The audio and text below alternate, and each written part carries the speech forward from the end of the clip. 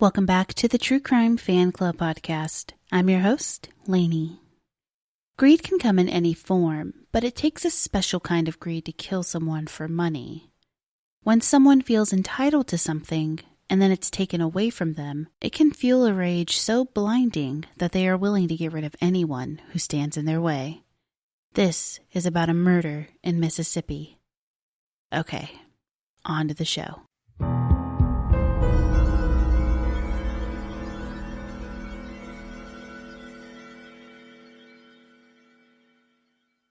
February 14th, 2004, Yazoo City, Mississippi. The day was here. After 3 years of not seeing his cousin Michael, Earnest Lee Hargon knew what he had to do. He was tired of being overshadowed by him. His father Charles passed away a month before, but not before he could do something that would change the life of Ernest and Michael forever. Ernest had been adopted into the Hargon family when he was younger, and Charles was his father in every sense of the word. It's safe to say that although Charles loved Ernest, he was tired of his behavior. His son was over 40, had a son, and was married. It was about time he start to get right. He finally had enough when he found out that Ernest was taking drugs and had become addicted to meth. Although they were estranged, in some way, Charles hoped that his son would turn it around. He gave him until December of 2003 to make amends, or there would be consequences. Not one for ultimatums, Ernest never saw his father again. On January 3rd, 2004, just 13 days before his death, Charles decided to amend the will and made his great-nephew, Michael Hargon, and another family member, Doris Lott, the heir to his 50-acre Madison County farm. Ernest couldn't believe the disloyalty. This is exactly why he stayed away from his family. He and his wife Lisa had a nice plot of land where she had her veterinary practice. But that wasn't enough for him. He had to have what he felt was his. Ernest Hargon wasn't the first person to bring tragedy to the Hargon doorstep. The house that Michael lived in was previously Fowler Road Grocery, a one-story brick building that was a convenience store run by the Hargon family until 1994. It was in 1994 that the convenience store was closed and turned into Michael's family home. Dan Haywood Hargon, the patriarch of the Hargon family and Michael's father, was murdered when 3 men, Forrest Branch, Ronnie Joe Wright, and James Wesley Jackson entered the store, shot him, and then proceeded to rob him. The robbery was interrupted when a customer walked in. The 3 men ran out with $114 to their name and blood on their hands. They were eventually caught and convicted of capital murder. It is the murder of Haywood that led Diane Hargon, Michael's mother, to say, "Maybe pride was our sin that caused this to happen. We were so proud to be Hargons. This family did anything and everything for friends, family, or even strangers in need." It would be this helpful nature that would bring adopted cousin Earnest Lee Hargon into the life of Michael Hargon.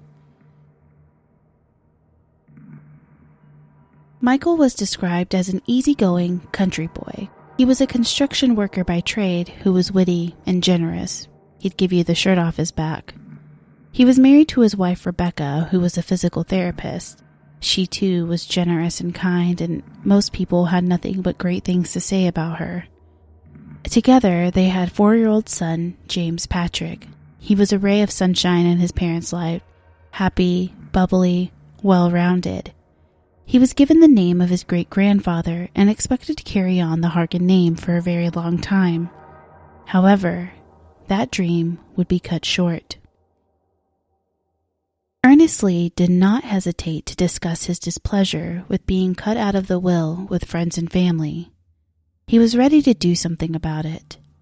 During the early morning hours of February 14th, 2004, Ernest would get into his 1974 Corvette and drive to Michael Hargon's home. Michael, who had just returned from breakfast with a close friend, arrived home to a still sleeping household. Ernest soon arrived and began to bang on the door. Alarmed and most likely frustrated, Michael pulled on his boots and answered the door. He was immediately met with a brawl. Michael and Ernest viciously fought, and eventually the fight made its way outside. Michael was attempting to run to his truck where he kept his gun, but Ernest grabbed his gun first and shot Michael in the head with a .22 caliber pistol. He made his way inside, where a confused and groggy Rebecca sat up in her bed. He began to beat Rebecca, and she fought back, hard. She was no match for Ernest, who eventually shot her in the arm and subdued her by choking her into unconsciousness. 4-year-old James Patrick began to cry, and Ernest choked him too. Rebecca and James were not dead when Earnest Lee threw them in his car on top of the dying Michael Hargon. He noticed that he was low on gas, and if he had planned to make it all the way back to his intended destination, he needed to fill up. So he pulled into a service station where Rebecca and James were still sitting in the front seat. To onlookers, they looked as if they had just fallen asleep. No one had any way of knowing that they were sitting on top of Michael's now deceased body. He filled up and continued to Taylorsville, 100 miles from Michael's home. He discarded the pistol along the way and pulled into a wooded area used for hunting. It was only a few miles from his farm. He took Rebecca out of the car, leaving a semi-conscious James Patrick in the car. He beat and manually strangled her until he knew she was dead. For James Patrick, he was more brutal. The 4-year-old had regained consciousness and was mute with fear.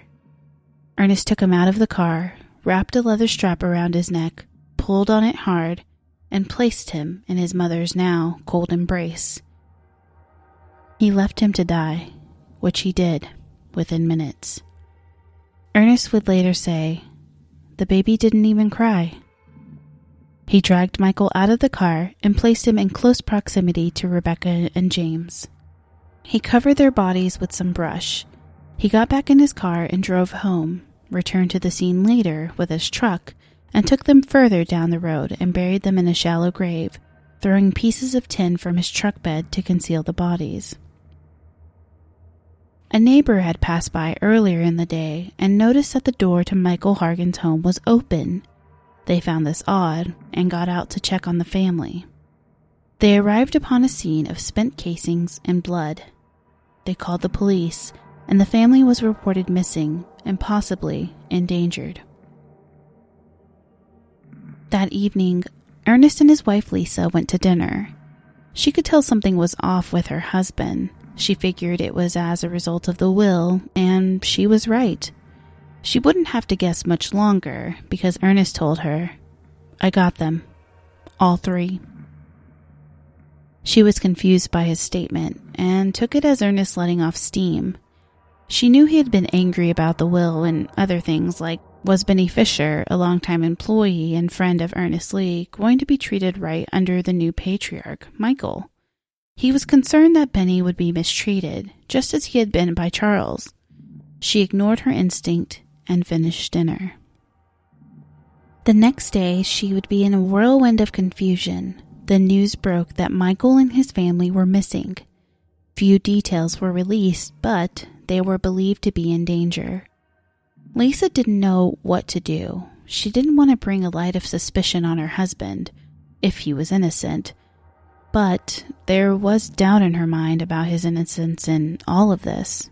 Could he really be capable of hurting his family? Law enforcement heard from various family members and friends that Ernest had been talking about the will just 3 days before the disappearance. He was suspect number 1. Authorities returned to the home of Michael Hargon to continue collecting evidence, which included spent casings from a .22 caliber pistol, blood evidence, and teeth that were found near Michael Hargon's truck. They knew it was likely that the Hargons had been murdered and disposed of, but they weren't ready to release that information out to the public. As the investigation continued, the FBI joined in and combed through over 500 leads regarding the case. Various law enforcement from neighboring towns joined in the search to find the family. Investigators continued to hear about Ernest and his feelings towards his father and now towards his cousin, Michael. It was time to bring him in for questioning.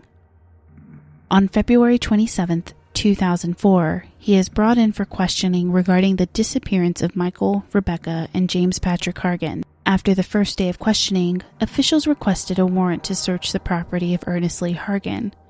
It was granted, and they began the search. Lisa was removed from the home, and her practice was closed until the search was complete.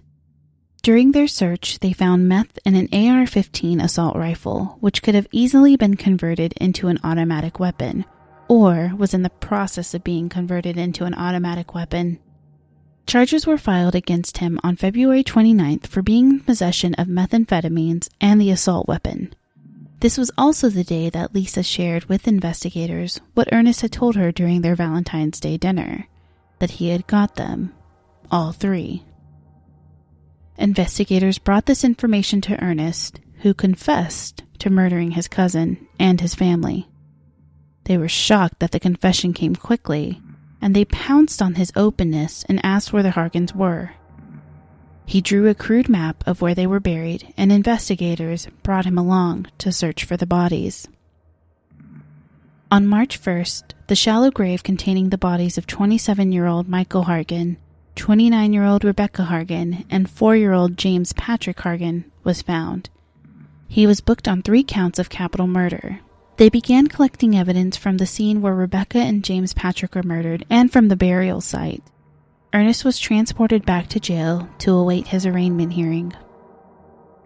The Hargon family reeled from the news that Ernest had been arrested for the murders. His stepfather, Jack Glancy, spoke to the Daily Dunklin Democrat after learning of the news, stating, "I feel terribly sorry for him, but I don't know if he wants to see me. He may be so ashamed. I don't know why he would even have anything against Michael. He stayed away from them. He was a shunner, I guess you would say."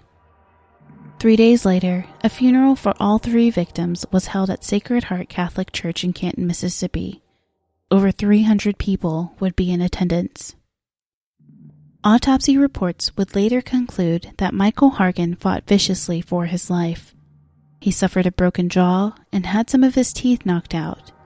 The injury that caused his death was a shot to the left side of his head. Rebecca Hargon had defensive injuries on her hand and arms, possibly from trying to block punches to her head. James Patrick did not have any defensive injuries, but he was no match for a 40-plus-year-old male. On August 2nd, Ernest would enter a plea of not guilty to the 3 counts of capital murder. District Attorney James Powell was confident in his case against Earnest Lee Hargon, and he had every right to be. It was rock solid. The jury would hear of the vicious nature in which the Hargon family was murdered. When it came to the murder of James Patrick and Ernest's statements about how the boy didn't cry, the jury was visibly shaken. Ernest even began to cry. And I'm not sure if this is because he was sober for the most part and hearing about how this little boy died, but I find it strange that he was so cool and calculated whenever he was murdering this family and so callous in wrapping a strap around a 4-year-old's throat that then he would sit there and cry. And I'm not sure if it's a manipulation thing where he was trying to get sympathy from the jurors, but if he could tell that they were visibly shaken, perhaps he was putting on a show of sorts to show that, yes, I'm a monster and I get it. His defense team didn't really put on a case. They called no witnesses, and Ernest never testified in his own trial. A twist in the trial came a week before it was due to end. Judge Janie Lewis reduced the capital murder charge for Michael Hargon to murder. In the ruling, she concluded that prosecutors had not proven that another felony had occurred as required by law to support the capital murder charge. But on December 4th, 2005, after 2 hours of deliberations, the jury brought back a guilty verdict for 2 counts of capital murder for Rebecca and James and 1 count of murder for Michael. The family of Michael Hargon was pleased. Only one person was missing from the courtroom, his mother, Diane. She died of cancer on November 10th, 2005. Michael's sister, Jennifer McBride, was pleased with the verdict and wished her mother could have been present with her. Just a day after the verdict was issued, on December 5th, 2005, the sentencing phase began, and after 4 hours of deliberation, the jury sentenced Earnest Lee Hargon to death by lethal injection. The family of Rebecca was not pleased with the outcome, as they did not believe in the death penalty, but they were relieved that Ernest would never be released from prison. Jennifer McBride, Michael's sister, was pleased with the outcome, telling reporters, "He got what he deserves, but it doesn't bring them back." He was remanded to the Mississippi State Penitentiary's death row in the Supermax Security Unit, number 32.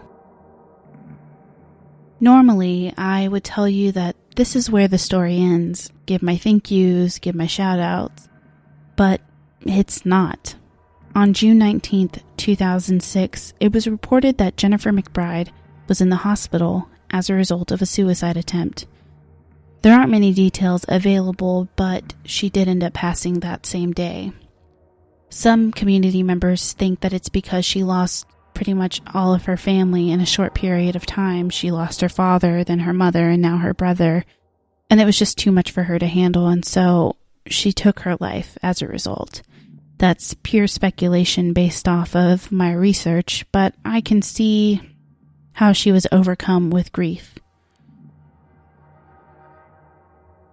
Ernest's actions affected the entire family. It catapulted tragedy to everyone who knew and loved him and Michael. Some would say justice was served on August 28, 2007, when Ernest was found stabbed over 30 times in his unit.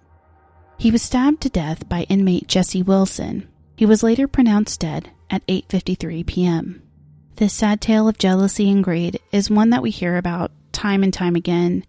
It's sad that people allow things like this to get in the way of having familial bonds. My hope is that the Hargon family and Hintz family are able to move forward from the tragedy that befell them 13 years ago.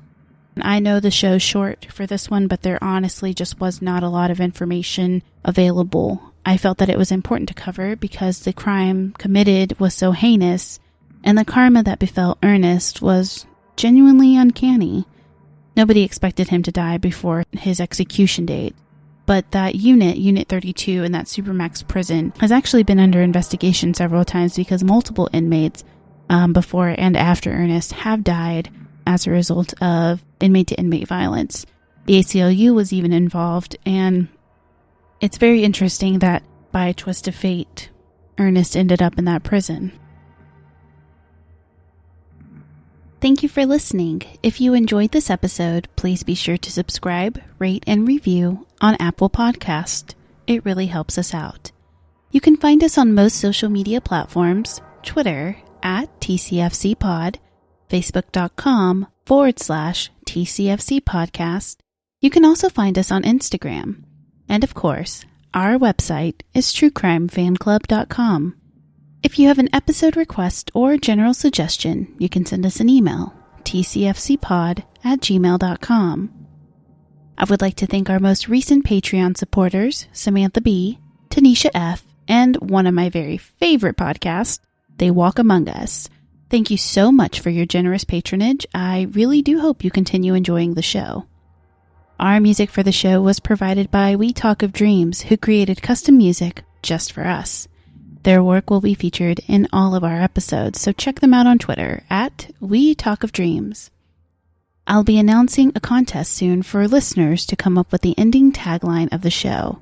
I think it's a great way for us to interact and for you to have a piece of what you make possible. The prize will include a $25 Amazon gift card and a swag bag filled with merch goodies. Follow us on Facebook, Twitter, and Instagram for more details. Now, here are some of my favorite podcasts introducing themselves to you. You've heard the names before.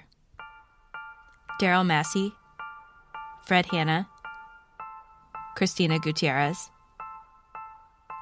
You know the location. But have you heard this name? This call is from Richard Nicholas. an inmate at A Maryland correctional facility. This call will be recorded and monitored. A 2-year-old girl was murdered. From moment one, she just laughed and smiled. She was a beautiful baby. And nothing mattered but getting to know her. And she was just like a ray of light. I mean, she was just a breath of fresh air. She was just, oh my God, she was like an angel. And her father was convicted. Did you kill her? No, I did not. I did not shoot my daughter. Subscribe now to Convicted. Coming late April. More information at convictedpod.com. My friend Brooke created this podcast, and just by listening to that trailer, I'm hooked. It's going to be released April 24th, but you can subscribe now wherever you listen to podcasts. What's a podcast? Play me a podcast. The Pints and Puzzles Podcast. You're listening to. You're listening to my dad. I'm TJ from the Pints and Puzzles Podcast. What is the Pints and Puzzles Podcast? Exploring history's mysterious, unexplained, and strange cases, with some craft beer tips and tastes along the way. The Pints and Puzzles Podcast. What's a short bit? Stay tuned for an exciting announcement for podcast listeners from podcast listeners. Here's Jeremy from Podcasts We Listen To.